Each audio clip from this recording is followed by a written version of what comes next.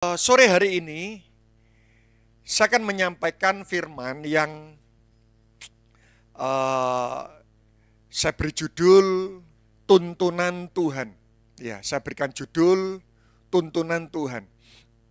Nah, kebenaran firman sore hari ini itu sebenarnya bermula dari sebuah perenungan. Sebenarnya apa kerinduan terbesar Tuhan dalam kehidupan kita? Ya. Jadi apa yang akan saya sampaikan sore hari ini itu bermula dari perenungan. Sebenarnya apa kerinduan terbesar Tuhan dalam setiap kehidupan kita? Saya yakin kerinduan kita Tuhan tahu. Saudara setuju dengan hal ini? Tapi apa kerinduan terbesar Tuhan dalam setiap kehidupan kita? Ya, ada begitu banyak jawaban tentang kerinduan terbesar Tuhan. Tapi sampai satu titik saya coba merenungkan, saya coba browsing, saya coba berdiskusi dengan pemikiran saya coba TikTok bersama dengan beberapa teman. Sampai satu titik meruncing sebuah jawaban bahwa kerinduan terbesar Tuhan dalam kehidupan kita itu adalah agar kita itu mendengarkan suaranya. Saya yakin waktu saya menyampaikan hal ini, ada di antara teman-teman yang mengatakan, masa? Karena saya melihat ada begitu banyak orang Kristen yang menganggap bahwa mendengarkan suara Tuhan itu hanyalah alternatif aktivitas rohani. Mereka berpikir bahwa yang penting kita melayani Tuhan, yang penting kita beribadah. Tetapi tidak ada dalam kehidupan orang percaya itu sebuah kerinduan yang sungguh-sungguh untuk mendengarkan suara Tuhan. Nah, kenapa saya mengatakan mendengar suara Tuhan, itu adalah kerinduan terbesar Tuhan dalam kehidupan kita. Sebelum nanti saya akan masuk secara cepat 10 cara mendengar suara Tuhan. Nah, sempat saya tanya kepada beberapa orang, apa kerinduan terbesar Tuhan dalam kehidupan kita? Ada di antara mereka mengatakan seperti ini. Kerinduan terbesar Tuhan itu adalah kita melakukan kehendak Tuhan. Ya, saya yakin ada beberapa di tempat ini teman-teman yang mengatakan hal seperti itu. Melakukan kehendak Tuhan itu adalah kerinduan terbesar Tuhan dalam kehidupan kita. Tapi waktu saya coba mulai merenung, muncul sebuah pertanyaan seperti ini. Bagaimana kita bisa melakukan kehendak Tuhan? Bagaimana kita bisa melakukan kehendak Tuhan kalau kita tidak pernah mendengarkan suara Tuhan? Saya beri contoh analogi. Misal suatu ketika saya ini punya pembantu, teman-teman. Ya, saya punya pembantu. Pembantu saya ini saya minta, Mbak tolong cuci piring. Dia ngepel. Waktu saya mengatakan, Mbak tolong pel lantai. Dia nyuci baju. Waktu saya mengatakan, Mbak tolong cuci baju. Dia nyuci mobil. Saya tanya, menurut tetangga-tetangga saya, dia nyuci baju, dia nyuci piring, dia ngepel, dia masak. Apakah itu termasuk melayani saya? Menurut tetangga saya? Oh iya. Tetapi buat saya, waktu saya suruh dia cuci baju, dia ngepel. Waktu saya suruh dia ngepel, dia nyuci piring, apakah dia melakukan kehendak saya? Oh tidak. Tapi buat tetangga-tetangga saya, dia melakukan kehendak saya. Bukan. Dia melakukan pekerjaan, dia melakukan pekerjaan rumah tangga, tapi dia tidak melakukan kehendak saya. Saudara setuju dengan hal ini? Saya mengamati semakin kita bertumbuh dalam kekristenan, semakin kita bertumbuh dalam kerohanian, semakin saudara dewasa rohani, saudara kan semakin melihat, tidak semua perbuatan baik yang kita kerjakan, itu bentuk kita melakukan kehendak Tuhan. Tidak selalu perbuatan baik, saya beri contoh. Waktu Yesus datang ke rumah Maria dan Marta, ya, Marta langsung sibuk melayani Tuhan. Ya, Maria sibuk melakukan banyak perbuatan baik buat Tuhan. Tapi apa yang dilakukan Maria, saudara? Dia duduk, dia mendengar suara Tuhan. Apakah pertanyaannya Maria itu pemalas? Bukan. Maria bukan pemalas. Saya percaya seperti ini. Waktu Maria duduk, dia berupaya untuk mendengarkan suara Tuhan, tapi Marta sibuk melakukan banyak hal. Saya percaya waktu Maria itu mendengar, lalu Tuhan tiba-tiba berikan perintah, Maria, tolong ambilkan air minum buat aku. Kira-kira menurut saudara, Maria melakukan enggak, saudara? Memang enggak pernah tertulis sih, Yesus yang menyuruh apa gitu. Tapi kira-kira kalau Tuhan itu memerintahkan Maria, kira-kira Maria melakukan atau tidak? Oh iya. Marta sibuk melakukan banyak hal, sementara Maria, dia tahu, buat Tuhan, bukan seberapa banyak yang kita lakukan, tapi seberapa tepat yang kita lakukan, itu sesuai dengan kehendak Tuhan atau tidak. Nanti saya akan tunjukkan. Tidak semua perbuatan baik yang kita lakukan, itu ternyata bentuk ketaatan kita kepada Tuhan. Nanti saya akan tunjukkan beberapa dasar ayatnya. Ada yang mengatakan seperti ini juga. Kerinduan terbesar Tuhan dalam kehidupan kita, itu adalah menyelamatkan kita. Karena itu kenapa Yesus mati di atas kayu salib? Menurut saudara, ya salah enggak apa-apa. Yesus mati di atas kayu salib itu untuk apa, saudara? Tujuan utamanya untuk apa? Untuk apa? Salah tidak langsung disuruh pulang, karena belum doa berkat. Apa tujuan utama Yesus mati di atas kayu salib? Saya percaya, saudara mengatakan seperti ini. Tujuan Yesus mati di atas kayu salib, itu adalah untuk menebus kita. Agar kita masuk dalam kerajaan surga. Saya tidak menyalahkan hal itu. Tapi kalau saudara melihat runtutan dari kebenaran firman, ternyata tujuan utama Yesus mati di atas kayu salib, kita lihat. Kejadian pasal 3, ayat yang ke-8. Ya. Apa tujuan Yesus mati di atas kayu salib? Ya. Sebelum saya merenungkan hal ini, terpatri dalam pikiran saya, tujuan Yesus mati di atas kayu salib adalah menebus kita. Ya. Menebus kita agar kita ini masuk dalam kerajaan surga. Ternyata kalau kita lihat runtutannya, maksud utamanya bukan di sana, saudara. Kejadian pasal 3 ayat ke-8. Nanti kalau saudara baca sendiri di rumah, ya, ayat ke-6 dan ayat ke-7, itu adalah kisah di mana Adam dan Hawa itu jatuh dalam dosa. Setelah Adam dan Hawa jatuh dalam dosa, ayat 8 ini yang terjadi. Ketika mereka mendengar bunyi langkah Tuhan Allah, yang berjalan-jalan dalam taman itu pada waktu hari yang sejuk. Ya, berarti dulu waktu Tuhan di Taman Eden itu Tuhan bukan terbang, saudara. Ya, tapi Tuhan jelas dia itu berjalan-jalan, dia berjalan. Ya. Dalam taman itu pada hari yang sejuk, dikatakan di sana bersembunyilah manusia. Sebelumnya Adam dan Hawa itu dia berjalan-jalan bersama dengan Tuhan. Jadi waktu manusia belum jatuh dalam dosa, Tuhan itu berjalan bersama-sama dengan Adam dan Hawa itu di Taman Eden. Tapi waktu Adam dan Hawa jatuh dalam dosa, tiba-tiba dikatakan seperti ini, bersembunyilah manusia. Ingat, sifat dosa itu selalu memisahkan persekutuan kita dengan Tuhan. Amin, saudara. Karena itu kenapa akhirnya waktu Adam dan Hawa jatuh dalam dosa, dikatakan bersembunyilah manusia dan istrinya itu terhadap Tuhan Allah.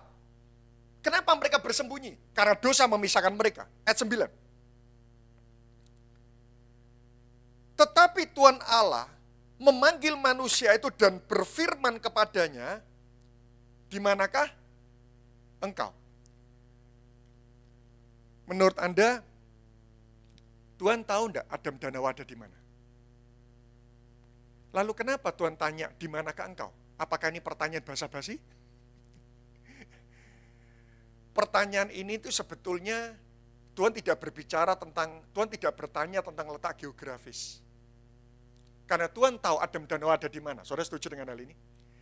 Tapi pertanyaan ini, Tuhan waktu tanya di manakah engkau, ini berbicara tentang kerinduan untuk bersekutu. Itu sama seperti misal suatu ketika saya ini sakit. Ya. Saya sayang sama dua anak saya. Ya. Setiap malam saya luangkan waktu untuk ngobrol. Ya, setengah jam sebelum tidur saya luangkan waktu buat ngobrol. Ya bagaimana. Nah, suatu ketika saya ini sakit. Saudara.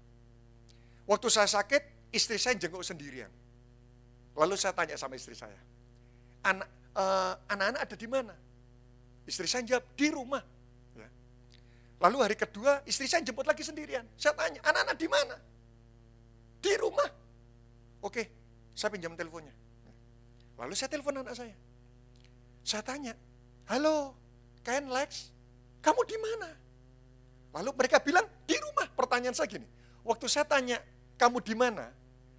Itu kira-kira sebenarnya saya tahu enggak anak saya ini ada di mana? Tapi kenapa saya bertanya, kamu itu di mana? Kerinduan untuk bersekutu, kangen. Saudara bisa menangkap hal ini? Karena itu kenapa waktu waktu Allah bertanya, di manakah engkau? Itu bukan Tuhan tidak tahu mereka ada di mana, tapi Tuhan rindu bersekutu. Oleh karena itu kenapa Yesus harus mati di atas kayu salib? Karena itu adalah satu-satunya hal yang harus dia lakukan agar Tuhan bisa bersekutu lagi dengan kita. Masalah kita diselamatkan, itu adalah dampak dari persekutuan kita dengan Tuhan. Itu adalah dampaknya. Itu sama seperti ini. Semua orang tua ingin anaknya berhasil. Saudara setuju dengan hal ini? Tetapi saya yakin orang tua yang mencintai anaknya, itu tidak hanya kepingin anaknya itu berhasil, tapi orang tua yang mencintai anaknya ingin dia itu bersekutu dengan anaknya mulai kecil sampai perjalanan kehidupan anak ini berhasil. Oleh karena itu, kalau Tuhan hanya ingin menyelamatkan kita, maka cukup dia mati. Lalu buat apa? Immanuel, Tuhan menyertai kita. Kenapa Tuhan menyertai kita? Karena dia itu rindu bersekutu dengan kita. Dan selalu persekutuan itu selalu membutuhkan yang namanya komunikasi. Karena itu kenapa saudara, sampai satu titik saya mendapati kerinduan terbesar Tuhan dalam kehidupan kita. Bahkan alasan kenapa Yesus harus mati di atas kayu salib. Karena itu adalah satu-satunya hal yang harus dia lakukan agar dia kembali bersekutu dengan kita. Nah, saya akan tunjukkan satu alasan saja. Kenapa mendengarkan suaranya, mendengarkan suara Tuhan, itu adalah kerinduan terbesar Tuhan dalam kehidupan kita. Saya berikan satu saja. Karena mendengar suaranya, ternyata adalah kunci kemaksimalan melakukan kehendaknya. Sekali lagi saya katakan, karena mendengarkan suaranya, itu adalah kunci kemaksimalan. Sama-sama katakan kemaksimalan. Sama-sama katakan kemaksimalan. Oke, puji Tuhan, syahdu, enggak apa-apa. Mendengarkan suaranya itu adalah kunci kemaksimalan. Sama-sama katakan maksimal. Kunci kemaksimal melakukan kehendaknya. Nah, saya mendapati tadi saya sudah kata di awal. Ternyata niat baik dan perbuatan baik itu tidak cukup membuat kita tepat melakukan kehendak Tuhan. Nanti saudara lihat ya. Nanti saudara baca sendiri di rumah. Meskipun saya tidak yakin saudara akan membacanya. Ya nanti saudara lihat 2 Samuel pasal 5. Ya, 2 Samuel pasal 5. Nah, suatu ketika Tuhan itu sayang sekali terhadap Daud. Ya. Sampai suatu ketika Tuhan itu mengirim Raja Hiram kepada Daud. Ya. Raja Hiram ini adalah raja yang punya keahlian dalam membangun. Ya. Kenapa Tuhan mengirim Raja Hiram kepada Daud? Karena Tuhan itu menyuruh Raja Hiram untuk membangunkan istana buat Daud. Wow.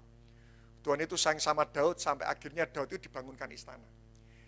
Setelah Daud itu memiliki istana, tiba-tiba Daud itu sedih. Diberi rumah kok sedih. Kira-kira saudara besok kalau sudah bekerja tiba-tiba dikasih hadiah undian rumah, gembira enggak saudara? Gembira. Nah, Daud itu diberi istana sama Tuhan, tapi tiba-tiba setelah istana ini terbangun, Daud itu sedih. Kenapa Daud itu sedih?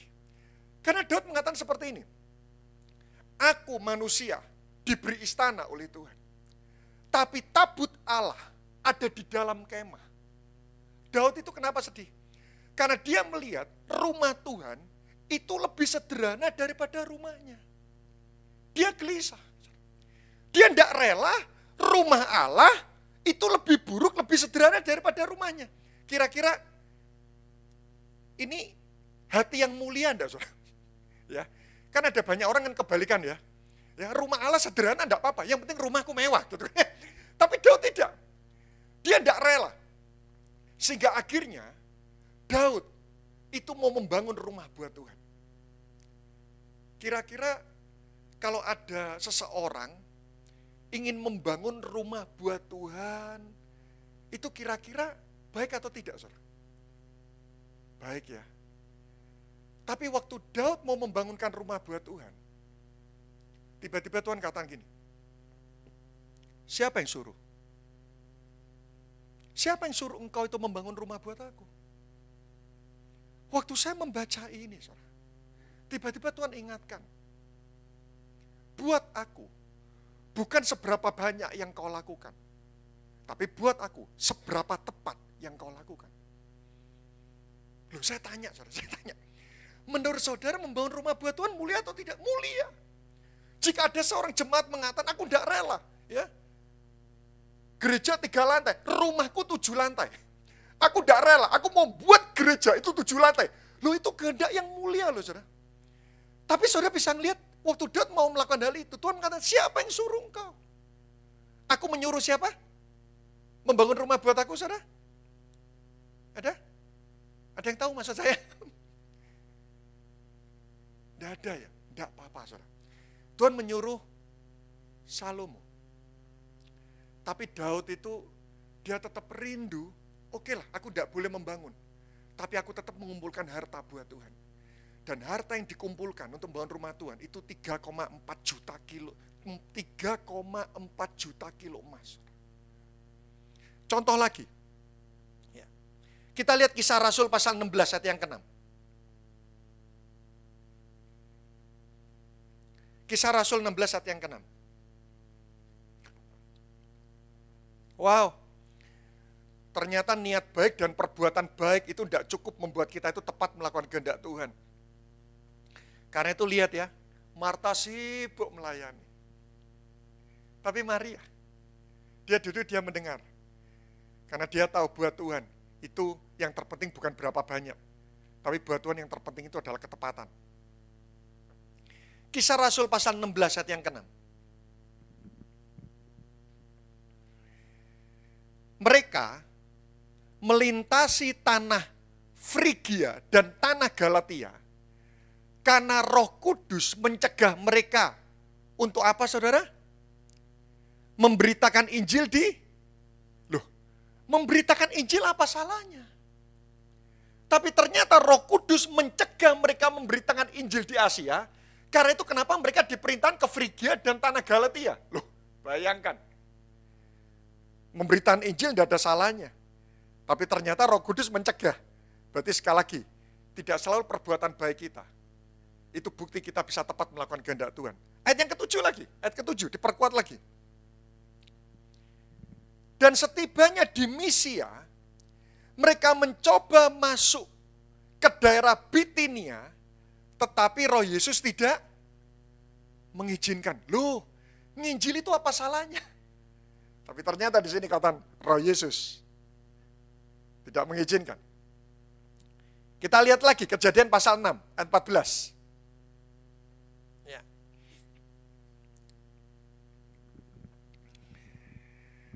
Saya pernah bertanya-tanya dalam kehidupan ini, kenapa kitab imamat itu dibuat? Siapa yang di sini pernah membaca kitab lengkap mulai Kejadian sampai Wahyu? Ada enggak yang pernah? Oke. Ada yang di sini suka membaca kitab imamat? Ya, itu kan kitab isinya ukuran. Saya baca ini kitab untuk kontraktor ini.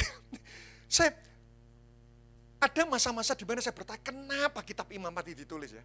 Sampai suatu ketika saya paham kenapa kitab imamat ditulis. Kita lihat Kejadian pasal 6 ayat 14. Ya, ini kenapa Tuhan itu memilih Nuh. Lihat, buatlah bagimu sebuah batra dari kayu gofir. Batra itu harus kau buat berpeta-peta dan harus kau tutup dengan pakal dari luar dan dari dalam. 15. Beginilah engkau harus membuat batra itu 300 hasta panjangnya, 50 hasta lebarnya, 30 hasta tingginya. Wow, detail sekali. 16. Buatlah atap pada batra itu dan selesaikanlah batra itu sampai sehasta dari atas dan pasanglah pintunya pada lambungnya. Buatlah batra itu bertingkat bawah, tengah, dan atas. Saya yakin ini kalau ada ujian kependetaan ini tidak mungkin keluar, saudara. Tetapi kenapa?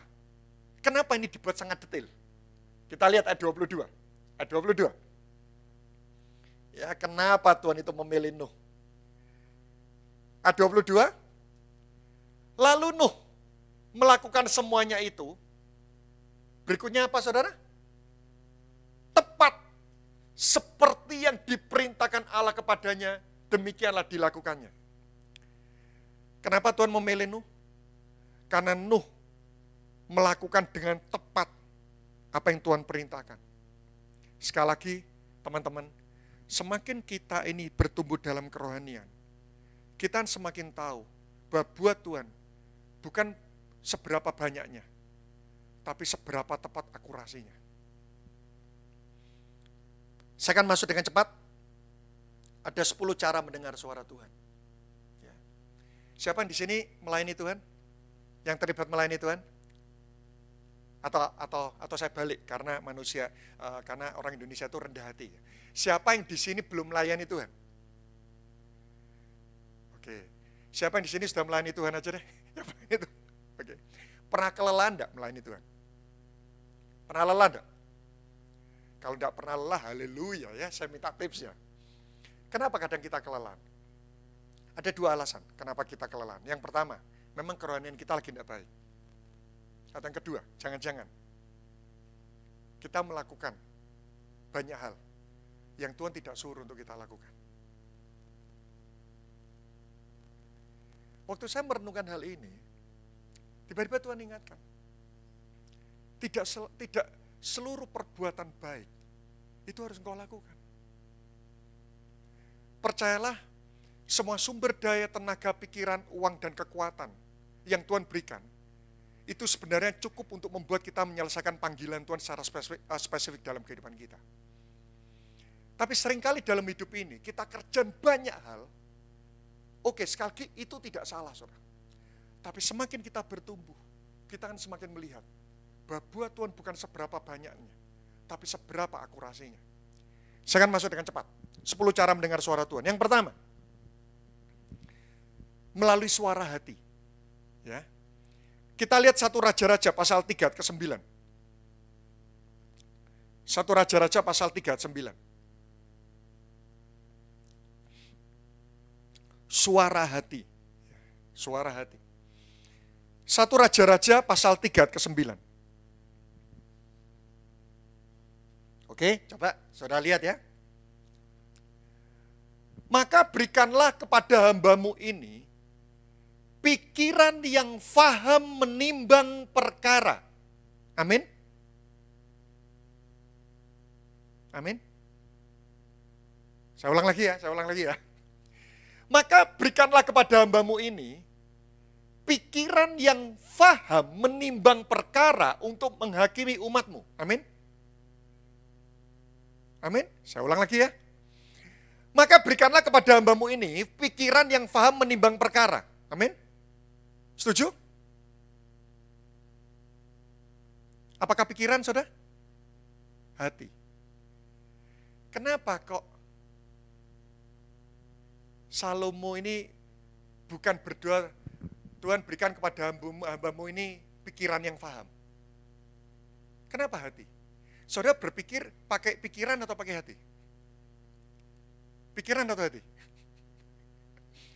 Tapi kenapa di sini dikatakan hati? Siapa yang di sini pernah nyontek? Saya balik, siapa di sini tidak pernah nyontek? Pernah nyontek ya? Waktu saudara nyontek, saudara tahu tidak nyontek itu salah? Tahu ya? Tapi kenapa tetap Anda nyontek? Pikiran ngomong kefefet, betul ya? Saudara, kenapa Tuhan melarang Adam dan Hawa makan buah pengetahuan baik dan buruk? Karena Tuhan tidak ingin manusia membedakan baik dan buruk itu dengan pikiran. Tuhan kepingin kita membedakan baik dan buruk itu dengan hati. Contoh, waktu saudara dulu pertama kali nyontek, siapa yang di sini saudara pertama kali nyontek hatinya damai sejahtera? Konton, hatiku diliputi damai sejahtera. Ada? Tidak ada. Waktu saudara pertama kali nyontek gimana? Hatinya gimana? Derdek ya. 10 kali nyontek derdeknya makin kuat atau makin melemah? Makin melemah. 100 kali nyontek semakin melemah atau semakin kuat derdeknya? Kelihatannya Roh Kudus sudah mulai CS ini. Bukan CS, tumpul. Sekali lagi lihat ya. Pikiran itu selalu bela manusia. Hati itu selalu bela Tuhan. Karena itu kenapa Salomo mengatakan berikan kepada hambamu ini hati yang faham. Pikiran itu selalu membela keinginan kita. Hati itu selalu membela Tuhan. Sekali lagi, suara hati. Suara hati itu penting, saudara. Saya beri contoh. Suatu ketika, saya ini pernah ditipu teman, saudara. Ditipu orang Kristen, teman satu komsel, saudara. Ya. Jadi saya saya kerja 12 tahun dan waktu itu sempat saya kongsi bekerja sama dengan seseorang dan akhirnya saya ini ditipu. Dan waktu saya ditipu, saya jengkel waktu itu saya mau masuk ke pengadilan. Kira-kira kalau ada orang nipu kita tagih uangnya, salah atau enggak sih saudara? Enggak salah kan? Tapi waktu itu saya ingat betul-betul Tuhan itu bilang gini, lepaskan. Gitu. Lepaskan. Tapi tolong teman-teman jangan di copy paste ya. Karena itu kenapa hati-hati kalau saudara ngelihat ya, ada seseorang sharing di mimbar, wah ada orang nipu saya, terus akhirnya saya lepaskan, Tuhan berkati saya berlimpah-limpah. Terus tiba-tiba saudara pernah ditipu orang, saudara dengar kesaksian hamba Tuhan ini, akhirnya saudara melepaskan dan ternyata saudara tambah bangkrut gitu. Terus akhirnya saudara marah, loh kok tidak seperti yang dikisahkan. Loh perintah Tuhan buat setiap orang itu berbeda-beda. Kalau setiap orang nipu orang Kristen harus selalu dilepaskan, terus apa gunanya polisi, jaksa, pengacara, dan pengadilan? Saya ingat betul waktu itu Tuhan katakan, lepaskan. Wah dilepaskan. Kerja 12 tahun. Tapi benar pada itu saya lepaskan. Benar. Tiba-tiba dalam waktu 4 bulan, pekerjaan saya itu omsetnya naik betul-betul berkali-kali lipat. Sehingga apa yang ditipu orang itu selama 12 tahun dikembalikan Tuhan dalam waktu 4 bulan. Itu 1,5 kali lipat. Dan waktu itu akhirnya saya mengatakan seperti Tuhan, kalau tahu begini, tolong kirimkan banyak penipu. Gitu ya. Karena kan untung, saudara. Kerja 12 tahun dikembalikan dalam waktu 4 bulan 1,5 kali lipat. Tapi maksud saya seperti ini. Kehendak Tuhan buat setiap orang atas setiap proses orang itu berbeda-beda. Belum tentu kalau suatu ketika ada seseorang menipu saya dan saya lepaskan terus itu dikembalikan, belum tentu juga. Ada saat-saat di mana kalau orang menipu dan uang itu tidak kembali dan itu memproses kehidupan saya lebih cinta Tuhan atau saya lebih cinta uang. Pertama, suara hati itu penting. Ya. Suara hati. Yang kedua, melalui konseling. Ya, Tuhan juga bisa berbicara melalui konseling.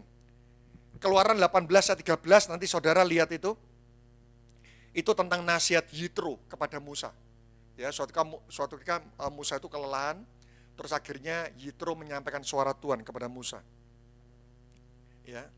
Yang ketiga, jelas cara mendengar suara Tuhan yang ketiga itu adalah melalui firman Tuhan. Yang saya maksud firman ini bukan logos tapi rema. Tiba-tiba ada sebuah ayat itu melompat dan itu seolah itu menjadi rema dalam kehidupan kita. Saudara pernah ngalami rema? Kadang ada firman Tuhan yang cuma sekedar logos, oke tahu, tapi ada tiba-tiba ayat itu yang mencuat. Contoh suatu ketika, waktu itu salah satu dari anak kembar saya ini kan jantungnya bocor gitu ya. Jantungnya bocor seperti itu. Dan waktu itu tiba-tiba waktu saya merenungkan, ya rumah sakit sudah meminta anak ini pergi ke Malaysia, Indonesia give up.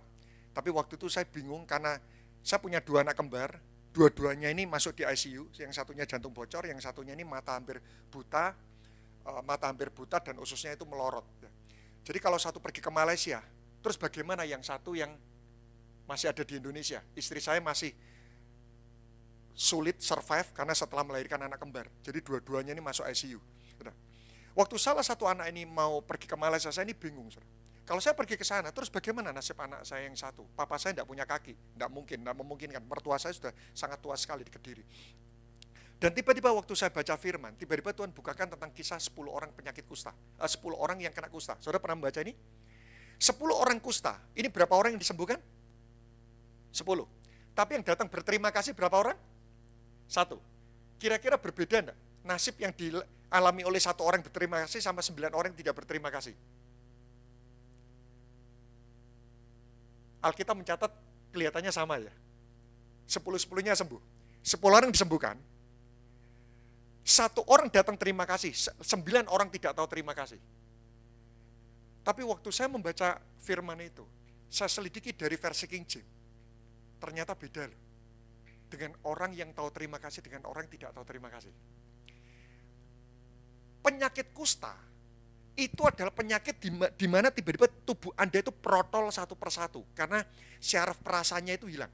Jadi orang penyakit kusta itu misal tangannya kecepit pintu gitu ya, dia tidak terasa, kok kesangkut sih, tiba-tiba kelingkingnya lepas misal seperti itu, dia tidak kerasa, itu orang penyakit kusta.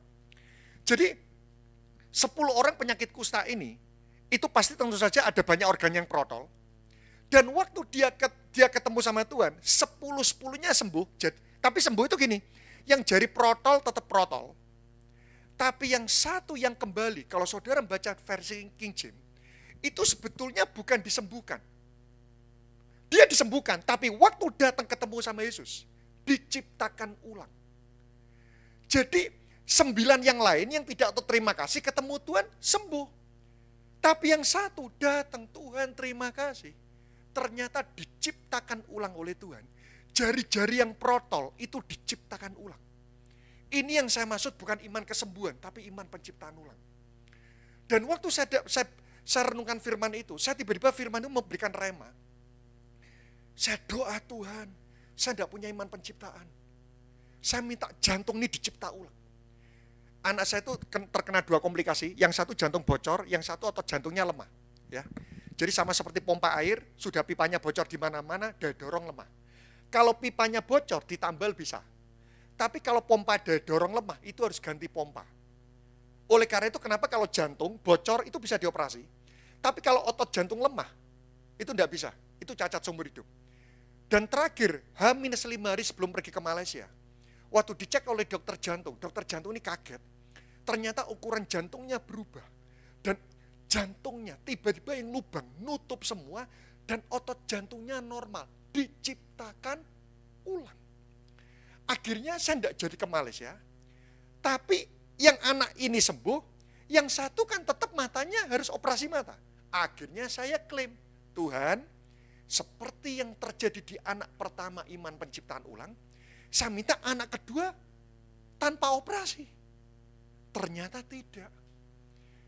Anak kedua saya, matanya tetap harus operasi, perutnya harus dibuka karena hernia. Lihat ya, dari 2 anak dari orang tua yang sama, ternyata tujuan Tuhan berbeda. Yang satu sembuhnya supranatural, tidak kena pisau operasi sama sekali, yang satunya natural. Berarti sekali lagi, kita tidak bisa loh klaim-klaim apa yang orang mungkin sharingkan tentang kebaikan Tuhan dan itu diklaimkan dalam kehidupan kita, belum tentu. Karena kehendak Tuhan setiap orang itu berbeda-beda. Yang ketiga, firman Tuhan. Yang keempat, mimpi. Ya, sekali lagi Tuhan bisa berbicara melalui mimpi. Tapi hati-hati teman-teman. Mimpi itu ada 3 macam. Yang pertama bunga tidur. Ya. Saudara sedang melihat sesuatu, terus akhirnya waktu tidur bermimpi. Ya tolong jangan langsung klaim itu mimpi dari Tuhan. Saya ingat dulu waktu masa youth, ada salah satu worship leader ya di tempat di gereja saya yang lama. Itu worship leadernya itu wajahnya rupawan, suaranya bagus. Dan saya menemukan waktu itu ada 3 orang wanita. Tapi ini tidak berturut-turut. Yang satu datang, Ko Anton, saya ini dapat mimpi dari Tuhan. Mimpinya apa? Worship leader itu jodoh saya. Oke. Beberapa waktu kemudian, saya ketemu dengan wanita lain lagi, datang. Ko Anton, saya ini dapat mimpi dari Tuhan. Mimpi apa? Bahwa worship leader itu jodoh saya. Loh masa poligami? Dan saya menemukan ada 3 orang. Saudara. Nah, batin saya mengatakan tanpa saya harus membuat dia bersedia hati. Ya ini loh yang namanya bunga tidur. Ya. Hati-hati, jadi tidak semua mimpi itu dari Tuhan. Ya, pertama mimpinya itu bunga tidur. Yang kedua itu memang mimpi dari Tuhan. Yang ketiga itu bisa mimpi dari hantu. Ya. Kira-kira kalau mimpi dari hantu ciri-cirinya bagaimana? Saudara bangun ketakutan. Saudara bangun ngos-ngosan. Seperti dikejar. Saudara bangun tiba-tiba badan capek semua. Ya, itu mimpi dari hantu. Jadi hati-hati. Kalau mimpi dari Tuhan saudara bangun, itu pasti saudara ingat. Kalau itu adalah pesan Tuhan, saudara bangun, itu pasti ingat. Tapi kalau itu bukan pesan Tuhan, kadang-kadang lupa. Tapi bukan berarti kalau itu ingat, itu belum tentu itu dari Tuhan. Kalau mimpi dari Tuhan itu pasti ada prinsipnya. Dan pasti ada konfirmasi-konfirmasi lebih lanjut. Yang ke-5, penafsiran keadaan. Ya, saudara bisa ngelihat nanti Matius pasal 16 ayat 2-3, enggak usah dibaca deh. Ya. Alkitab mengatakan tanda-tanda zaman engkau tahu, tapi kenapa engkau tidak mengerti tentang kehendak Tuhan? Ya, penafsiran keadaan. Yang keenam, nubuatan. Nubuatan para nabi, tapi hati-hati, perkataan nabi itu perlu diuji. Ya, tidak semua perkataan nabi itu benar. Yang ketujuh, penglihatan. Ya, penglihatan. Saudara bisa lihat kisah 10, tiba-tiba Petrus ditunjukkan penglihatan tentang makanan haram dan tidak haram. Penglihatan. Ya. Dan ciri-ciri penglihatan dari Tuhan itu selalu ada dalam firman. Ya, jadi kalau misal ada seseorang yang tiba-tiba datang, Pak, atau Ko atau C, saya kemarin dapat penglihatan kucing hitam. Kira-kira itu penglihatan dari Tuhan enggak? Sudah, Alkitab pernah menulis enggak tentang kisah kucing hitam? Enggak ya, kalau enggak, yang ada itu kuda hitam.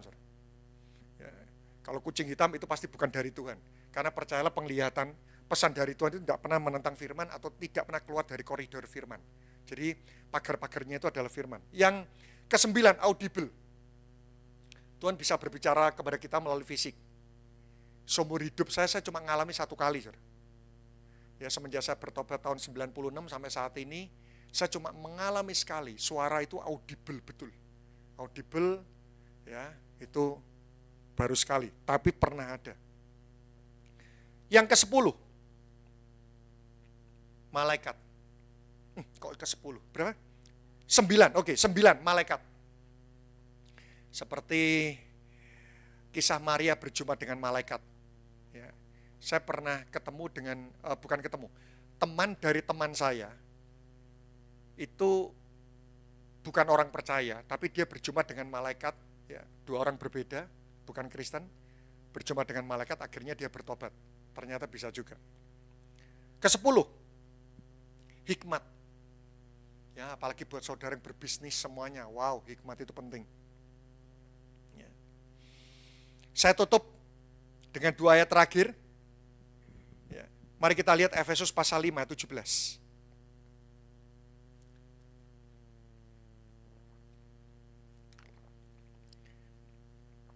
Ya. Sebab itu, janganlah kamu bodoh.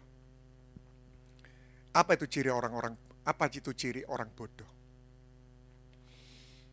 Wow, firman Tuhan berkata keras sekali. Sebab itu janganlah kamu bodoh, tetapi usahakanlah supaya kamu mengerti kehendak Tuhan. Ternyata salah satu ciri orang bodoh itu orang yang tidak mau mengerti kehendak Tuhan. Ya. Karena itu kenapa Tuhan itu ingin memperdengarkan suaranya dalam kehidupan kita. Tapi di sini dikatakan tetapi usahakanlah. Usahakanlah. Berarti mendengar suara Tuhan itu butuh usaha. Itu butuh diusahakan. Bagaimana usahanya? Yesaya 50 ayat yang keempat. Ayat terakhir. Yesaya 50 ayat keempat.